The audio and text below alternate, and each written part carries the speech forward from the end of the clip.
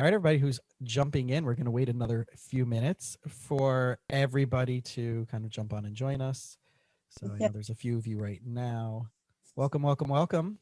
Welcome back. So it's Wednesday night, and we got some good stuff to talk about. We're going to get started in a minute. Yes, we are live. Thanks, Kay. Good to see you, Doc, Dr. Kay. So let's give another minute or so as everybody's kind of jumping in. And if you're in the if you're in the room and you're hearing, just say hello, give us a comment, just to let us know who you are and that you're here. And questions. No? And questions. Yeah. Yeah. So we're gonna wait another minute as people are jumping in. But again, let us know you're here. Tell us who you are. Okay. So Yes. it's another episode of the Have We Got a Match for You podcast. And I'm Jason Wasser with my fabulously talented co-host, matchmaker extraordinaire, Chava. Hi, Jason. Thank you for the warm welcome. Name is Chava. It's so funny. You're always like, thanks for welcoming me. But like, this is a partnership here. It's not like, I'm very humbled and grateful for this platform. I am nothing without you, Jason. Thank you. if only I had $1 for every time someone would say that to me. So that's good. So welcome back, everybody. So as you can see, Chava and I have a great time doing this and bringing you some really good information every time we get together. And last time, Chava, right, you and I started talking about the whole why do I attract who I attract Right. over and over again, right? Yes. I think we did discuss that. Yeah. So one of the things that we started off with was a little bit of the neuroscience. So for those of you who were not here last week, I went into a little bit of the neuroscience and a little bit of the biology of attraction and our unconscious and subconscious part of our mind and why we attract who we attract and what's the difference between finding someone with the right stats versus right chemistry. And at the end of the day, Harville Hendrix, who is one of the experts in the relationships and the founder of the Imago Therapy modality, said that like we're attracted to those people who have the traits to heal or hurt us more based on our childhood wounds, right? Part of the attraction, Chava, you know that, right, is wow, that person's amazing and I'm going to feel so much better around them, right? Right. Like putting up a mask, like an illusion of what they really are not, actually. I mean, you're perceiving them as something so great and putting value onto them, and they really don't even have anything to offer to you. Yeah. Right. And or even sometimes that they may have the traits that you yourself aren't good at. And by having that person in your life, you don't have to work on that. So therefore, it kind of, as that whole Jerry Maguire, you complete me. That's kind of where the misnomer is, and that's where I want people to really understand that, like, it's a lot of times you're projecting your unfinished business onto that person because they may have solved that or be better at that than you. So by having them in your life is the illusion of wholeness, right? And then the other side of the coin that we talked about is that they have the opportunity or the possibility with the traits to hurt you more. Right. So if you have stuff that you haven't worked on, stuff that you're unaware of, the unconscious stuff, then you may be attracted to like, oh, they're so good at this, but then they have these things that at the end can stab you, right? Emotionally harm you. And that's where, right, we get these stucknesses. And I know, Chava, right, you're involved in matches and things come up and you help them along the way. Like why didn't I see this at the beginning? And you're like, but we saw it was there, right? You have that all the time. Yes, we have that all the time. Hopefully it will get better, but a lot of times we suppress our emotions. And a lot of times we put everything in the subconscious and kind of like ignore the red flags, the warning signs, the red alarms, the fire trucks, and we try to mask it, and we keep chasing people and things that don't belong in our world, in our relationships, in our lives. And it's all about bringing all these emotions up to surface. Why do you feel the need to force someone to validate you? Why do you feel the need to chase someone who doesn't reciprocate that same type of attention back towards you, or investing back into the relationship? So all of these emotions need to be dealt with beforehand, before you start the relationship. This way you're starting it off on the right foot. Right. And the trick to solving that, one of the things that we ended up last session with, or our last call with, is that the more work we do on figuring out what our unfinished wounds are, the more healthy of a person we're going to act, right? It's a frequency match. You can't get, for your New Yorkers, right? It's Z100, right? We have Y100 here. You have Z100, right? So you can't, if you want to listen to like today's top 40 music, right? The greatest hits and Lady Gaga, right? You can't put on a different channel, 103.5, whatever that used to be the rock station Look here, at you. You know right? this so well. And right, and expect to hear top 40 hits when you're gonna, and get annoyed and be upset. Why isn't the Beebs on, right? Exactly. And I think it's all inclusive. I think, you know, it's not just about manifesting what we want. First of all, it's projecting what our insecurities are and attracting that's not, conducive to our daily lives. And I think it's important to work on it every single day. And it's also about projecting the right energy into the world, into the universe, you know, and what we project out, if it's negative insecurities, that's what's going to bounce right back to us. And it's important to manifest positive vibrations and positivity, not just on the outside, but also on the inside. Positive self affirmation, self introspection, work on developing yourself. And you are who you attract, really. Agreed. And that's the whole idea behind, right, being in love and creating love and the nuance and difference between those two things. So Right. what we wanted to do is to continue this conversation is the idea of talking more about the more we resolve our stuff, the more we become aware of our stuff, the more we fix and heal our stuff, the more Harville Hendrix in this Imago Therapy theory calls the more conscious you become. And your job is to be in conscious partnership with your match, right? And yourself. And yourself, right? And right, the more you do it with yourself, the better you're going to find you're going to be able to do that with someone else, and the better that your partner does that work, right? And, Right. and that's why, like, you have people who are just not matches because they're just not playing at the same level of Right. healed stuff. So we're going to go through some of the things from that Harville Hendrix wrote, and this is from his book, Keeping the Love You Find, a guide for singles. There's also Getting the Love You Want, which is an awesome guide for couples. Both books can go either way, but this one's a little bit more dedicated to those who are not yet in a relationship of their healthiest choosing. So this can help you unpackage a lot of that. So we're going to go through we'll try to get through all of them tonight, but maybe we won't. But we'll start off with this, and maybe we'll have a part 3. So what does a relationship based on real love look like? And according to him, that's called a conscious relationship versus like every person you meet, like, oh, I fell in love, right? You know those people, Chava. You've had them as some of your singles, right? I've had it myself years ago too. Yeah. Guilty as charged. There we go. Busted. So right? So the more you figured out about yourself, the more time you took. What happened? The more I understood that it wasn't what I was looking for. It wasn't what I wanted. I had to figure out and understand who I was as an individual first, and looking for things that essentially would bring contentment and happiness to my world and not the opposite. Right. And Harville Hendrix talks more about that. It's the oblivious to your needs that you're hoping someone else will have I describe it based on his work, based on that it's as if someone had a crystal ball to interpret what your needs are. And if only they can interpret what my needs are without me even knowing and without me being expressive of it, then everything will be okay for me. And then I'll finally be happy. And then I can finally feel the love that I need to feel. And maybe then I can finally give the love that I'm capable of giving, right? So that's the shift from moving from an unconscious relationship to a conscious relationship. So here's the difference of what they talk about, of what a conscious relationship differs from an unconscious one. So number one, the partners in a conscious relationship recognize that the purpose of their relationship is to heal their childhood wounds. So therefore, they're committed to identifying the drives and the directives of their unconscious and to designing the relationship to cooperate with them. So let's take that a little bit further. They recognize that their partner's needs are a blueprint for their own growth. In other words, the stuff about them that annoys you and bothers you and that you're attracted to on the positive side is exactly what that, so to speak, that manifestation is of the stuff that you need to work on. Because if it wasn't there and it didn't show up, it wouldn't bother you, right? Ah, interesting. Yeah. Well, I didn't think about that. Wow. So in other words, your mate, your partner, is kind of supposed to be the sandpaper to your unfinished wood. Your personal growth. To your personal growth. Yeah. Wow. Yeah. But if you blame them for all of the pain and suffering they're causing you because they're irking you, that's not their fault. Because that stuff would be there no matter what relationship they're going to be in, right? Right. That's your unfinished business. That's your unfinished business. The stuff that triggers you about them is the stuff that you need to work on because it only bothers you because it bothers you. I have to think about that one.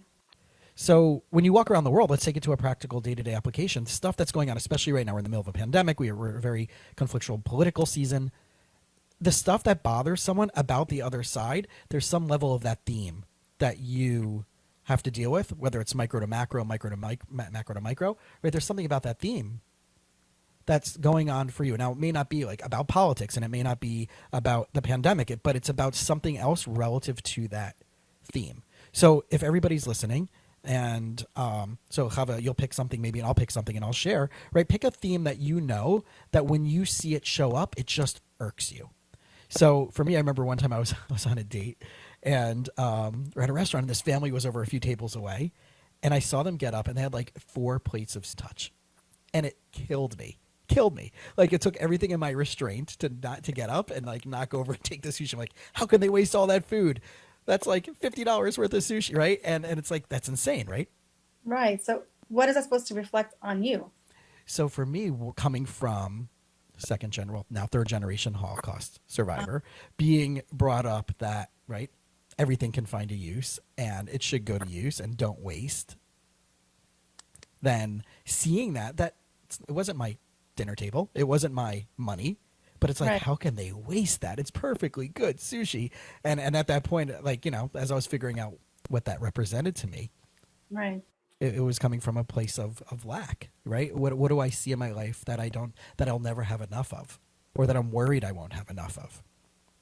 And I had to Wow. figure out the theme underneath the issue, because the issue is never the issue, it's the theme. So if I play that out in different relationships, will there ever be, and right, whatever it was, in different dynamics of my life, I had to figure out what's the Jenga piece in order to help fix that. And we all have stuff like that. We for sure do. When you say theme, that's the underlying core issue in a Well, person. yeah, I mean, it could be, right, because it could be the common denominator between stuff. So if you have a topic of like, these 4 things really bother me, okay, so what's the common denominator between all of those things? What's the thread that ties them all together? And usually you have a theme. Uh-huh. Right?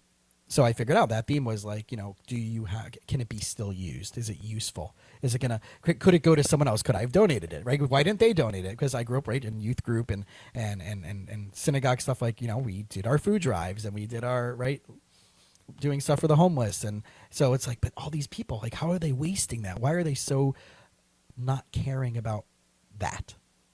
And that's just my shtick. That wasn't their shtick. It was my shtick. It doesn't bother them. It bothers me. Why does it bother me? Uh-huh. So that's a really good example. And we do this in relationships as well, about when we see things in the other person. Well, for sure. Wow. I'm So like, yeah. back here. Sounds so interesting, this concept of being triggered by something someone else is doing. And it's a reflection upon ourselves to what we think. I mean, not think, but what we are dealing with on the internal level. Yeah, Wow. which is huge. So Huge. again, right, the partner in our conscious relationships recognize that the purpose of their relationship is to heal their childhood wounds. And the person there, the more you do that work with each other, the more aware, the more you're not going to blame them or be upset for them bringing that stuff up. It's kind of like you need something to push up against in order for the relationship truly to be a relationship. Because if you're alone, nothing bothers you because you're not pushing up against anything. There's no friction. There's supposed to be friction in a relationship, and that's where the growth comes from. But is it vital? I don't think it's, I mean, is it important to find a partner that will help us grow as a person? Mm-hmm. Is it important to find that? Or is it something negative? Like, why would for example, why would I want to chase someone or find a partner that makes me feel not lovable, not worthy of my stuff? Like, that will Well, if defeat. that's your dominant theme that you already are unaware of, you are going to attract someone who's going to make you continuously feel that way, right? So let's say that's the theme for a person, then they're gonna attract that extreme. Like, I want to say, oh, they make me feel so great, but why do they also make me feel like crap? And that all goes back to that unfinished business in you until you figure out why that bothers you. What's underneath that? Like you said, it's all about you doing the healing for. Wow. So you do need, so it's not like you should look for someone who is conflictual to you. It's that every relationship you will be in, there will be something that irks you, pushes your buttons, annoys you, bothers you, pisses you off. And instead of blaming the other person, be like, okay, so what's going on with that for me? Right. Why does that bother me? What does that mean to me? What's the thread underneath that. And that's what we're talking about, step one of a conscious relationship. So they realize that following this map of this blueprint, that this is for the personal growth, is work. It's hard work. Right, that's why we call it in Hebrew ezer kenegdo, right? They're opposite you, but really, like if you're not getting along, it's right. It's the term keneged is against you, not opposite you, right? They can be the partner opposed to you, and making it more difficult, right? So this is the process. This is a basic principle of the conscious relationship is intentionality.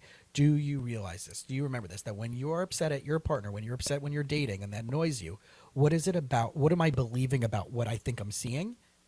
What's the belief underneath that? That's the question I want people to start asking themselves. Good. Should we go for a little bit further? Yeah, I'm intrigued. All right. So here, yeah. Your student. All right. So here's number two. Number two is the partners in a conscious relationship educate each other about their childhood wounds. This is what I went through. This is what bothered me. This is what I'm afraid of. This is what I felt like when I was 6 years old. But you have to, again, right? It's conscious. That's the key thing. You got to have done your work, your unfinished business. They identify their partner's needs and desires. What do you need from me? Not what do I want to give you, right? When we talked about the love languages, right? Yeah. The whole thing of the love languages is not to project yours and say, well, this is my love language, so I'm going to treat everybody with mine, is to find out what everybody else's love language is and give it to them according to their needs. So this goes hand in hand with that. It does. It actually does make sense. Yeah, it does. Right. So again, the partners in a conscious relationship educate each other about their childhood wounds. They identify their partner's needs and desires, and they commit themselves to meeting them. How can I be of help to help you heal?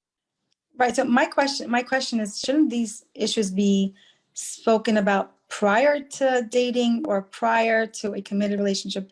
I mean, on the surface level, you can go out with somebody and just avoid speaking about these type of very intense, passionate discussions about childhood trauma or insecurities and stuff like that. Like, I think it's important to discuss it prior to any type of investment into the relationship. No, but how would you bring that up as a matchmaker? How would I even bring that up? Like, do you have issues that you haven't dealt with? Do you see a therapist?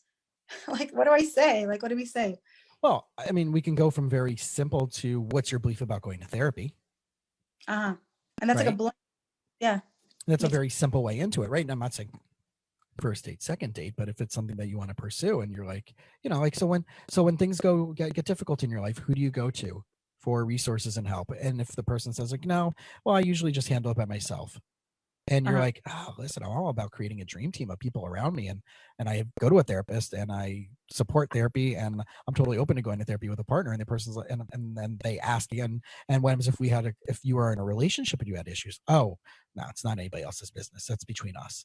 Then that's probably not going to be a good match for you. But you have to know that and not be afraid to ask. And I think I mentioned this a few weeks ago in one of our whether it was here or in another conversation where a woman called me for couples counseling and she's like, I really want to come in, but my husband's not into therapy. I'm like, all right, well, let me know when he is. It goes hand in hand. Happy to hand. help you individually, but I'm not going to take you on for couples counseling because if he doesn't buy into the process and he's going to sit here trying to debunk everything I say, then that's not going to be useful for any of us. That's not going to help either party, and you can't help one without the the other in hand. Right. So I think figuring that out and asking those questions, like, what do you use? Like, what helps you when things are tough? What do you do when you get frustrated? How do you respond to things that annoy you? Right. These are all. There's a list of I think 100 questions that you should ask on a date before getting engaged. Right. Everybody can Google it, and it has like all these really awesome questions that you can ask on dates, and you're really going to get to know your partner. But don't be afraid. And if it's like, what are you asking all these things for? You're trying to ask too much, or they kind of like, I don't know. Then right, that's low frequency. So low frequency people who are afraid are going to get people who they're not going to ask the questions to get the answers that they need. And therefore what's going to happen later on? They end up in my office. Right. Yeah. I mean, everybody ends up in my office, but like, it doesn't matter. But like they're more likely to have more difficult challenges that they knew bothered them, but they didn't have the audacity or the strength to say, I want to talk about this, because they didn't want to push the other person's buttons. And also, I mean, perhaps also it also includes like lack of self-awareness, Mm-hmm. Yeah, right? total. Right. It's fear, it's insecurity, it's all of that stuff. Wow. Right? I don't want to hurt them. I don't want to get them upset. So you're going to suffer struggling through this because you don't want to piss them off, but you're suffering on the inside, but you know this bothers you and you know you want to get this handled, but you'd rather not talk about them. To talk to them about these things and suffer through and hope one day you're going to wake up and it's going to be different. It's not how that works. So that's so damaging to yourself. Yeah. Wow. So let's take it a little bit further, and then we're going to have a part 3. It seems like. So the next one, this is number 3. Partners in a conscious relationship accept each other's absolute separateness, their unique way of perceiving reality, the sacredness of each other's inner world.